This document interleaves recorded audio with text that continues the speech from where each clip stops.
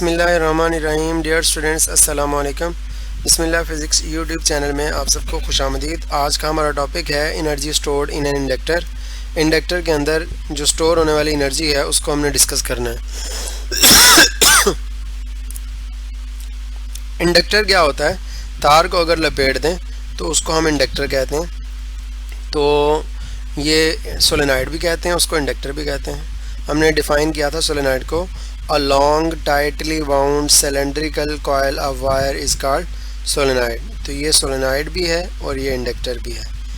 तो यहाँ पर ये लपेटी हुई तार जो है यहाँ पर शो की गई है, इसको हमने एक स्विच के ज़रिए से बैटरी से कनेक्ट किया है। आपकी बुक में लिखता है जिस तरह कैपेसिटर की प्लेट्स के अंदर इलेक्ट्रिक फील्ड लाइंस में एनर्जी स्टोर होती है, इसी तरह ये जो इंडक्टर है इसके अंदर मैग्नेटिक फील्ड लाइंस के दरमियान एनर्जी स्टोर होती है।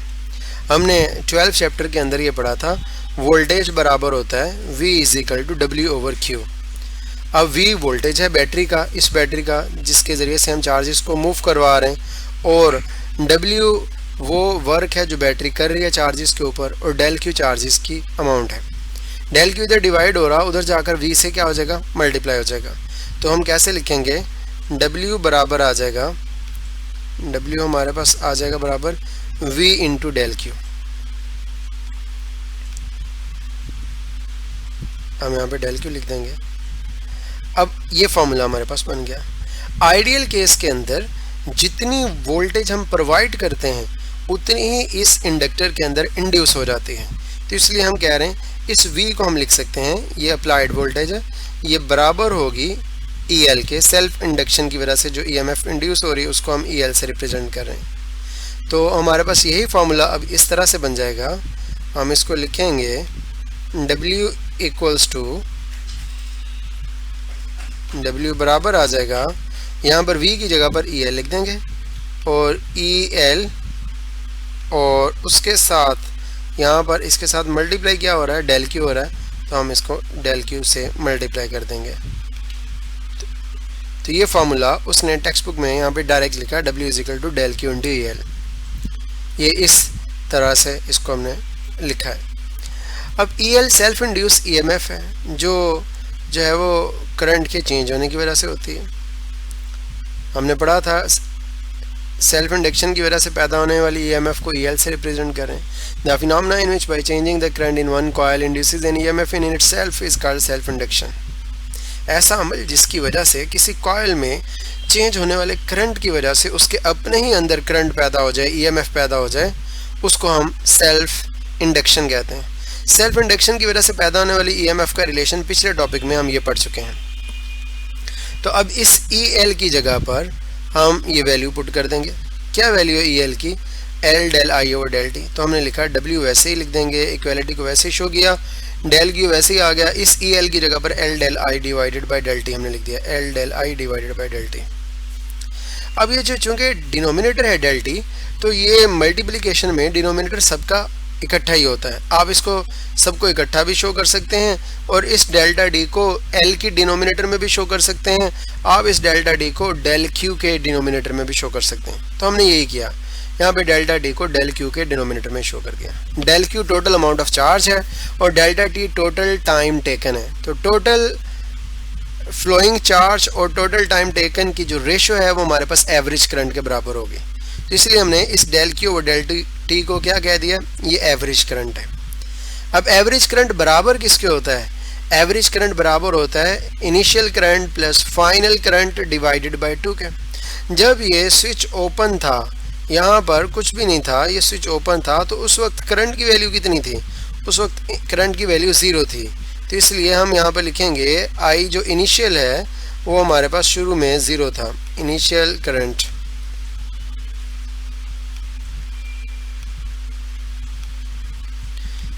करंट हमारे पास 0 आ गया। और जो फाइनल करंट है, जब इस स्विच को हमने जोड़ दिया, ऐसे क्लोज कर दिया, तो इसमें से करंट फ्लो करना शुरू हो गया।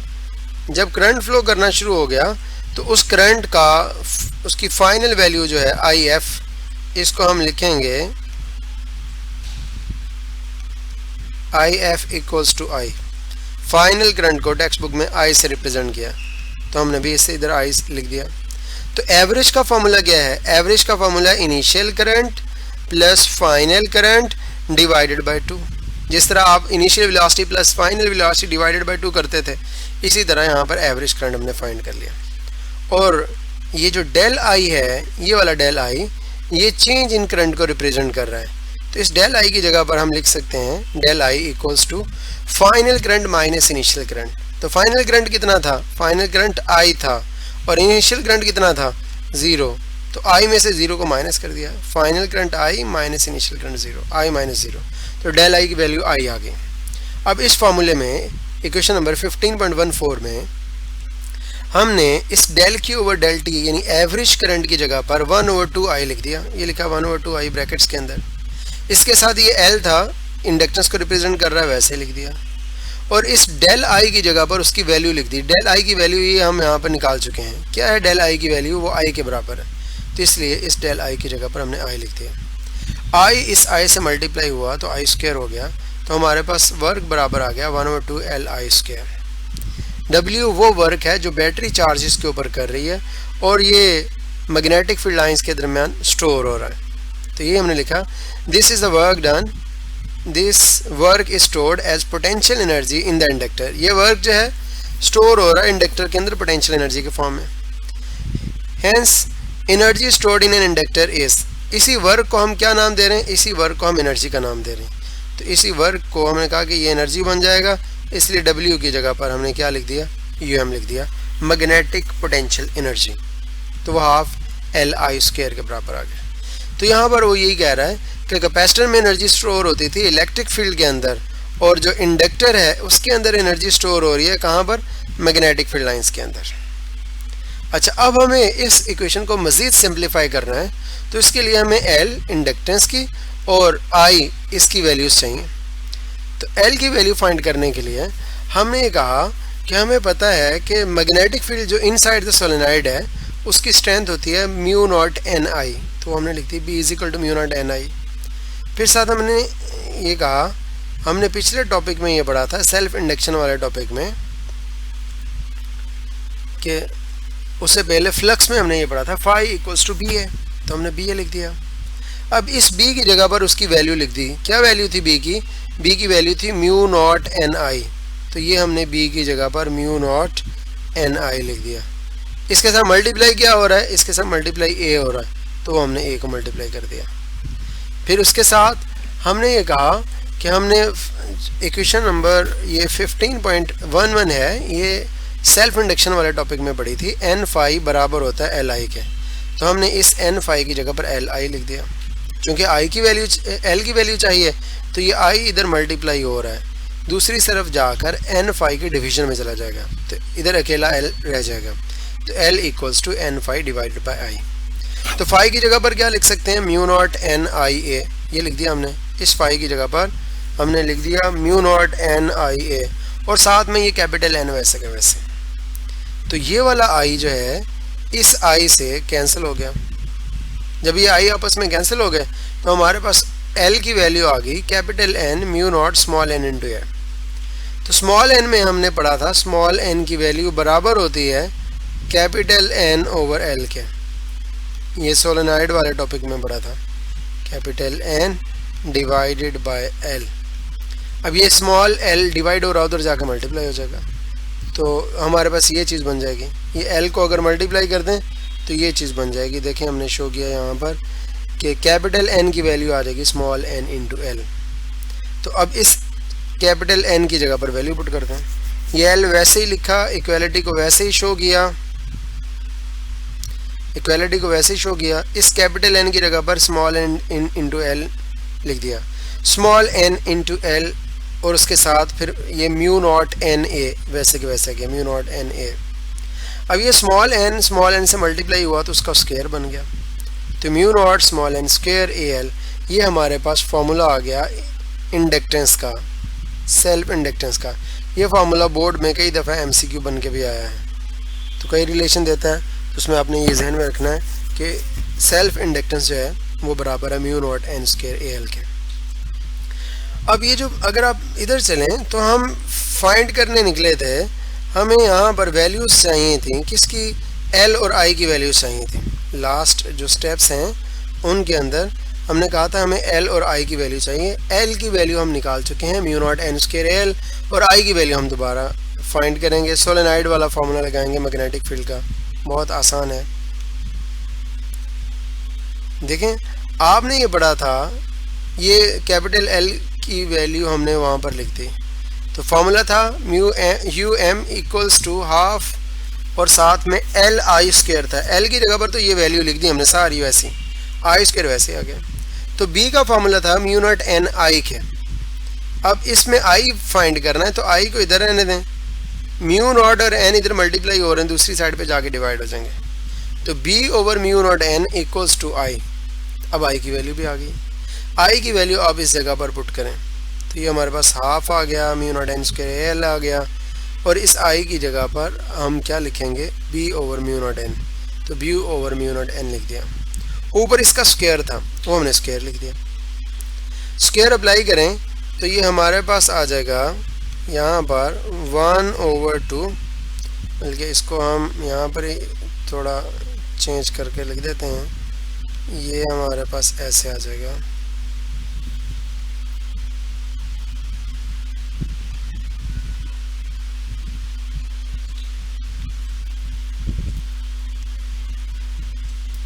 जी, इसको अगर हम लिखें यहाँ पे तो ये बन जाएगा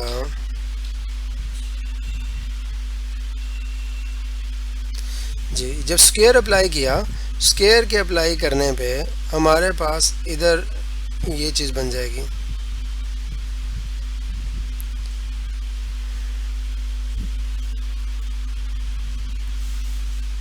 ये ब्रैकेट्स ख़त्म, ये स्क्वायर हम अंदर अप्लाई कर देते हैं। स्क्वायर अप्लाई करने से किस किस के ऊपर स्क्वायर आएगा, स्क्वायर बी के ऊपर भी आ जाएगा, ये बी के ऊपर भी स्क्वायर, फिर इसके बाद म्यू नॉट के ऊपर भी स्क्वायर, और ये एन के ऊपर भी स्क्वायर आ गया। अब कुछ कैंसिलेशन हो रही है, तो कैंसिलेशन कौन सी हो रही है, आप देखें ये वाला एन स्क्वायर, ये एन स्क्वायर इस एन स्क्वायर से कैंसिल हो जाएगा। म्यू नॉट का स्क्वायर जो है, ये म्यू नॉट का स्क्वायर इस म्यू नॉट से कैंसिल हो जाएगा। यहाँ पर ऊपर सिर्फ ए एल बच गया और साथ में बी स्क्वायर बच गया, और नीचे इस म्यू नॉट का स्क्वायर तो कैंसिल हो गया लेकिन म्यू नॉट एक बच गया। तो हमारे पास जो बचेगा वो क्या है, हाफ वैसे का वैसे ही आ गया, ऊपर बी स्क्वायर और ए एल, बी स्क्वायर और साथ में ए एल, और डिवीजन में एक म्यू नॉट बच गया था, स्क्वायर कैंसिल हुआ था तो म्यू नॉट बच गया। ये हमारे पास एनर्जी आ गई जो इंडक्टर के अंदर स्टोर होती है। अब इसके साथ हम डिस्कस करेंगे एनर्जी डेंसिटी को। एनर्जी डेंसिटी क्या होती है, energy stored per unit volume inside the solenoid is called energy density. अब ये एनर्जी डेंसिटी हमारे पास है, energy stored per unit volume, energy stored per unit volume, इसको हम बोलते हैं एनर्जी डेंसिटी। अब वॉल्यूम बराबर किसके होता है, वॉल्यूम बराबर होता है length multiplied by width multiplied by height. लंबाई ज़रब चौड़ाई ज़रब ऊंचाई, ये सारे मल्टीप्लाई होके वॉल्यूम के बराबर होते हैं। तो अगर इन तीनों में से कोई दो मल्टीप्लाई करें तो वो एरिया के बराबर होगा। लेंथ इंटू विड्थ कर दें तब भी एरिया, विड्थ इंटू हाइट कर दें तब भी एरिया। तो हम इसकी जगह पर ही जो मैंने दायरा लगाया इसकी जगह पर हम ए लिख सकते हैं, और ये लेंथ वैसे की वैसी। तो हमारे पास इस तरह से वॉल्यूम बराबर आ गया एल ए के, या ए एल भी लिख सकते हैं। एरिया को आप लेंथ से मल्टीप्लाई कर दें, या एरिया को आप विड्थ से मल्टीप्लाई कर दें, या एरिया को आप हाइट से मल्टीप्लाई करें, वो वॉल्यूम बन जाता है। तो वॉल्यूम हमारे पास ए एल के बराबर आ गया। तो energy stored per unit volume is called energy density. Energy store की वैल्यू हम लिखेंगे, एनर्जी डेंसिटी इक्वल्स टू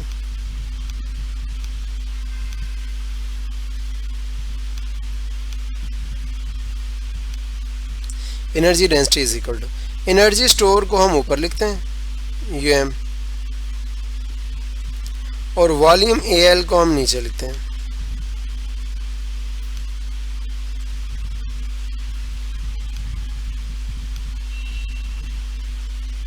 हमने लिख दिया। अब यूएम की जगह पर इसकी वैल्यू पुट कर दें, half B square A L over mu naught.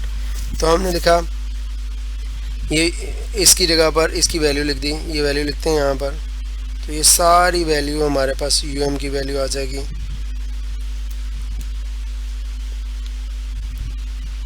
तो ये इधर आ गया, इसके डिनोमिनेटर में क्या आ जाएगा, इसको हम देख लेते हैं। ये थोड़ा इसको कैंसिल कर दें ताकि ये हम समझ सकें कि क्या लिख रहे हैं हम। और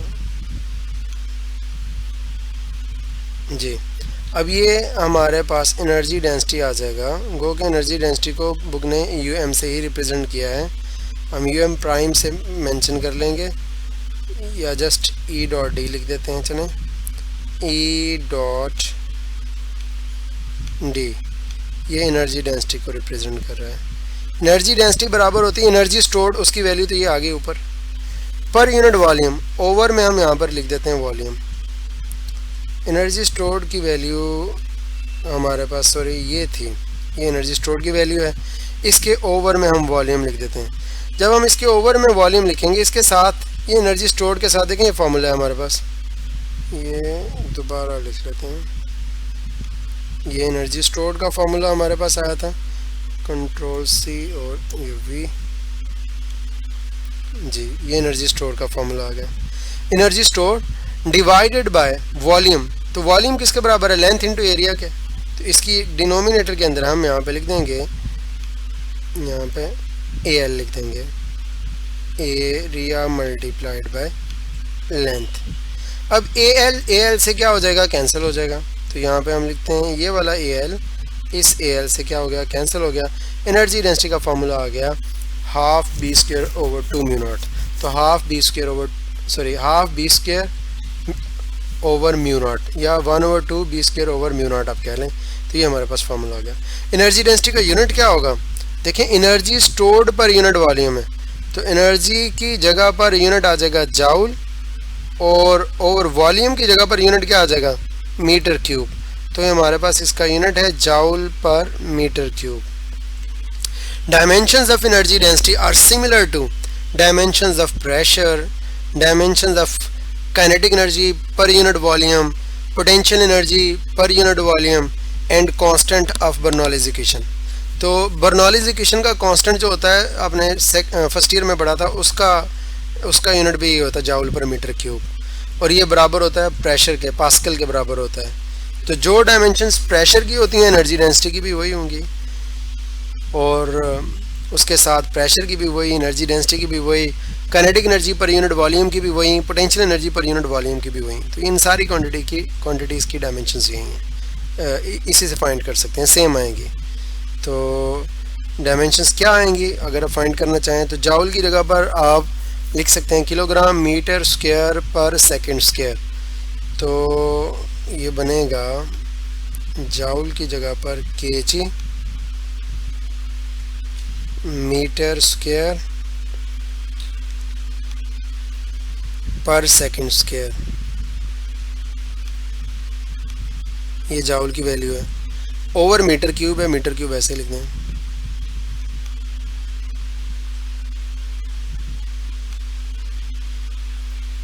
अब ये मीटर क्यूब जो है ये कैंसिल हो जाएगा, किसके साथ कैंसिल हो जाएगा, मीटर क्यूब इस मीटर स्क्वायर से कैंसिल हो जाएगा। तो हमारे पास ऊपर तो ये मीटर स्क्वायर कैंसिल हो गया, इधर 1 मीटर बच गया। तो फॉर्मूला बन जाएगा kg, यानी यूनिट जो इसका बनेगा kg मीटर इनवर्स, और साथ में है सेकंड इनवर्स स्क्वायर। ये हमारे पास इसका बेस यूनिट आ गया। This is the unit of energy density in terms of base units. और डायमेंशंस कैसे लिखेंगे एनर्जी डेंसिटी की, एनर्जी डेंसिटी की डायमेंशंस को हम यहाँ पे लिखेंगे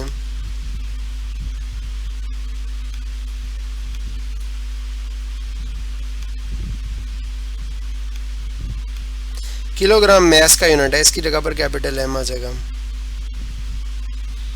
मीटर लेंथ का यूनिट है, इसकी जगह पर कैपिटल L आ जाएगा।